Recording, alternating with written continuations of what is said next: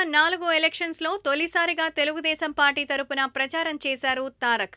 నందమూరి వారసుడిగా టీడీపీ పార్టీకి, తన బాబాయికి అలాగే చంద్రబాబు నాయుడికి సపోర్టివ్‌గా తన తరపున వాయిస్ వినిపించాడు. ఆ సందర్భంలో తనకు గాయమైనా కూడా బెడ్ మీద నుంచే ప్రసంగాలు జరిపి తన వాగ్ధాటిని చూపించాడు. తెలుగు ప్రజల్ని ఆ మాటలు, ఆయన ఆహార్య శైలి నిజంగా బాగా ఆకర్షించాయి. ఎంతవరకు తారక్ మాటలు ప్రభావితం చేశాయంటే, మరి చంద్రబాబు నాయుడికే ఒకంత డౌటొచ్చి, తన చైర్‌ని ఎక్కడ లాగేసుకుంటాడోనన్న భయంతో ఏకంగా ఎన్టీఆర్‌ని పక్కన పెట్టేసిన వైనం.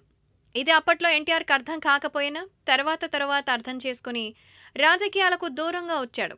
తన తండ్రి తాను ప్రత్యేకంగా తన కుటుంబం, సినిమాలే వీటిని పరిష్కరించుకోవడానికి సమయం సరిపోతుందనుకున్నాడు.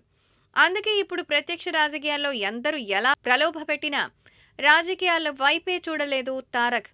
ఇప్పుడు లోకేష్ చెప్పిన మాటలు మాత్రం కాస్తంత సంచలనాన్ని సృష్టిస్తున్నాయి. సీబీఎన్ తర్వాత పీఠమెక్కాలని తాతాలాడుతున్నటువంటి లోకేష్ ఇప్పుడు ఎన్టీఆర్ గురించి ఓ మాట అన్నారు.